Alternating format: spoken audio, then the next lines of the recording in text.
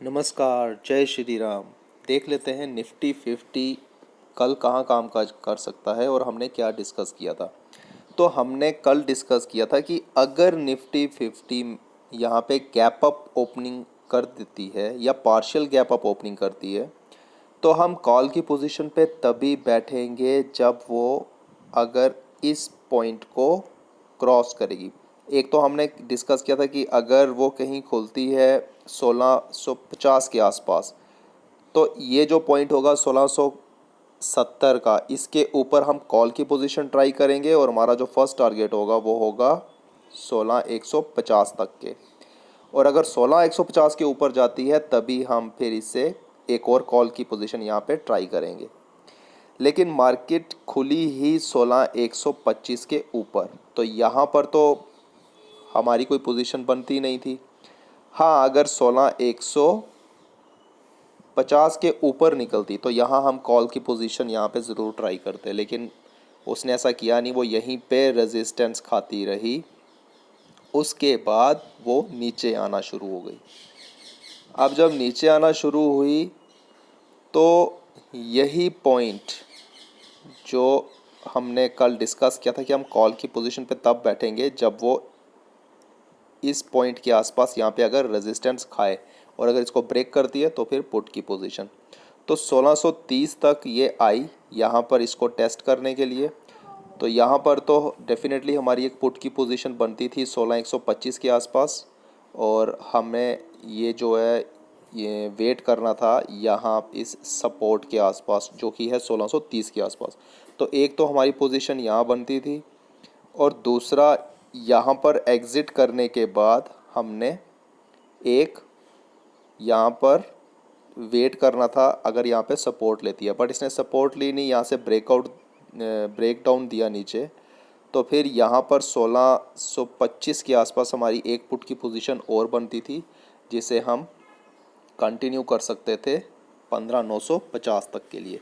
तो इस तरह से हमने आज का दिन कामकाज करना था। यहाँ पे मैंने जो फर्स्ट पोजीशन बनाई थी वो इसी पॉइंट पे बनाई थी, 16125 के आसपास पुट की पोजीशन बनाई थी। और जो सेकंड पोजीशन मैंने यहाँ पे बनाई है वो इसी पॉइंट के आसपास बनाई है, 1630 के आसपास। यहाँ पर मैंने पुट की पोजीशन एक और ट्राई की थी। अब हम देख लेते हैं कल मार्केट कहाँ कामकाज कर सकती है। तो मार्केट का अभी जो सेंटीमेंट है वो अभी नेगेटिव ही लग रहा है, तो हो सकता है कि कल का दिन इसे वो कंटिन्यू करे।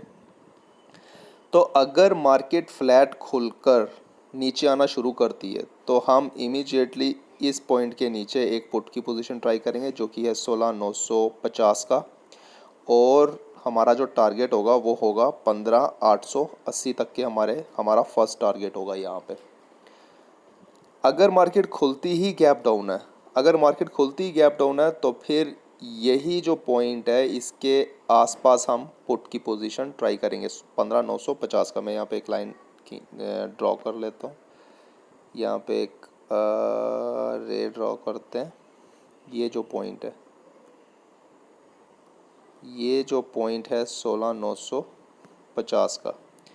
अब हमारे लिए जो ऊपर वाला मैंने ये ड्रॉ किया था ये लाइन, ये तो इररिलेवेंट हो गई। अब ये तो नीचे 16,000 के आसपास अब यहाँ पे ये ड्रॉ हो गई है। इसने जो अब एक रेजिस्टेंस बनाया वो 16,000 के आसपास यहाँ पे एक रेजिस्टेंस ड्रॉ कर दी है।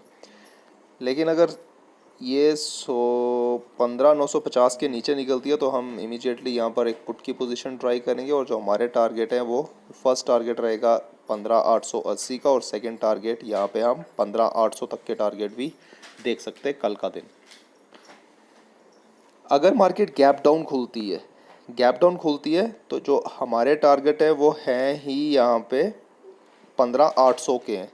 तो 15,800 के आसपास हम यहाँ पर, अगर 800 के आसपास खुलती है तो यहाँ पे हम कॉल की पोजीशन ट्राई करेंगे, और पुट की पोजीशन अब हम 15,950 के आसपास ही अगर हमें मार्केट मिल जाती है 12 बजे से पहले पहले, 12 बजे से पहले पहले अगर 15,950 के पास मिलती है तो हम एक पुट की पोजीशन यहाँ पे ट्राई करेंगे। अब कॉल की पोजीशन पे बैठने के लिए अब हम अगर मार्केट हमें 16,000 के ऊपर मिले, 16,005 के अगर ऊपर हमें मार्केट मिलती है तभी हम कॉल की पोजीशन पे बैठेंगे। और हमारे जो टारगेट हैं वो रहेंगे, यहाँ तक के टारगेट रहेंगे 16,100 तक के टारगेट रहेंगे, 90 पॉइंट के टारगेट रहेंगे ऊपर की तरफ। 20 से 25 पॉइंट का स्टॉप लॉस लेकर हम इस तरह से मार्केट में बैठेंगे। मार्केट का सेंटीमेंट इस टाइम तो नेगेटिव ही लग रहा है, तो हम पुट की साइड पे ही ज़्यादा बात कर लेते हैं। तो इस तरह से हम यहाँ पे पुट की पोजीशन पे बैठेंगे।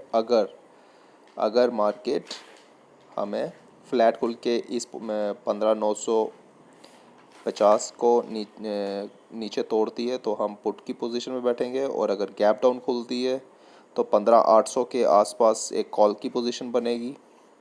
15,920 तक के टारगेट होंगे और 15,940 के आसपास हम एक पुट की पोजीशन फिर से ट्राई कर सकते हैं, और टारगेट फिर से हमारे 15,800 तक के रहेंगे। तो इस तरह से कल का दिन हम निफ्टी 50 में काम करेंगे। देख लेते हैं हम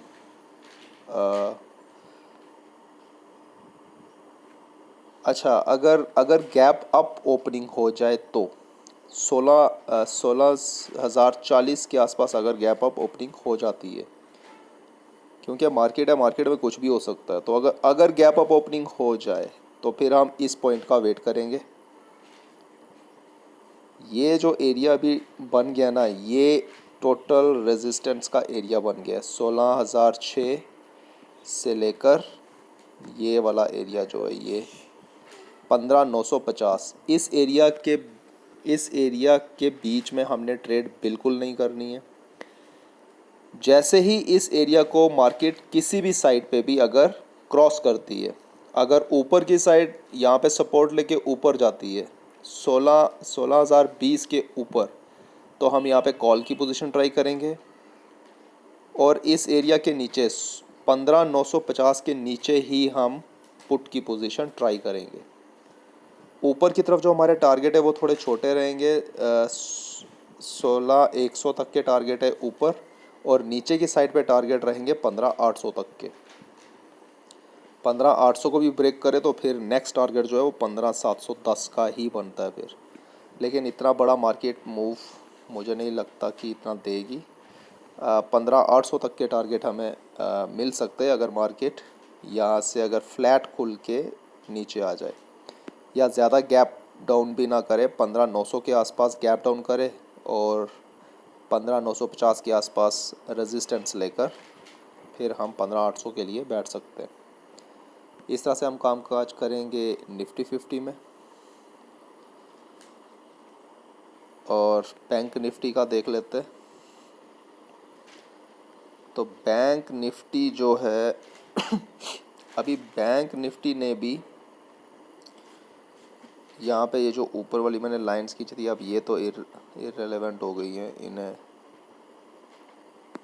इन्हें इरेज कर देते।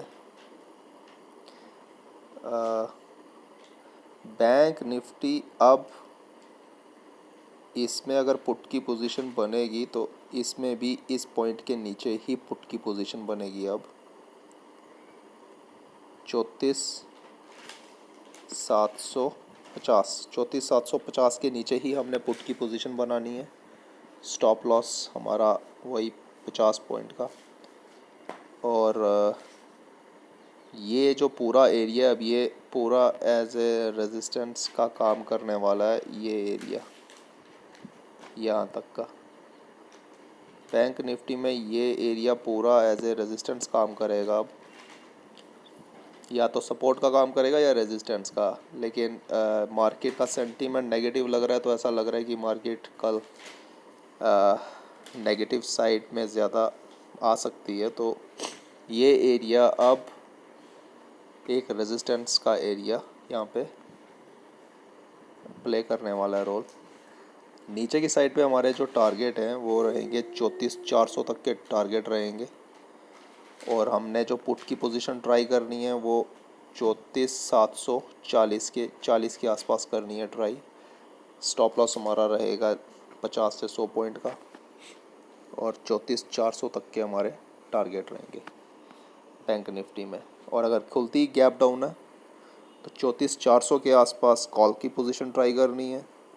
और अगर कहीं 34,650 के आसपास कहीं मार्केट मिलती है तो फिर वेट करना है हमने 34,750 के आसपास आने का। यहाँ पे अगर रेजिस्टेंस फेस करती है तभी हम पुट की पोजीशन यहाँ पे ट्राई करेंगे।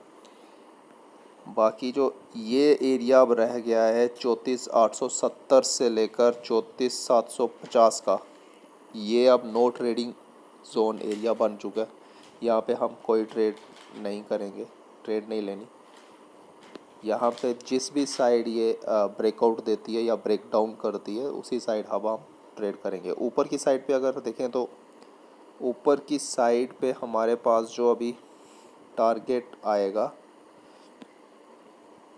अगर ऊपर की साइड मार्केट निकलती है कहीं फ्लैट खुल के ऊपर ब्रेक डाउन देती है तो फिर ब्रेकअप देती है तो फिर हम ये यहाँ तक के लिए बैठेंगे। ये रहेगा हमारा इमीडिएट फर्स्ट टारगेट, ये 35,107 तक के लिए हम बैठेंगे ऊपर की साइड में। अगर फ्लैट खुल के ऊपर ब्रेक करती है इस लाइन को, ये जो मैंने खींची है 34,875 के आसपास, तो फिर हमारे टारगेट जो है वो 35,100 तक के रहेंगे। अगर गैप अप दे देती है तो फिर हमने वेट करना है जितना हमें पास मिल जाए 34,875 के जितना पास मिले तो हम कॉल की पोजीशन ट्राई करेंगे।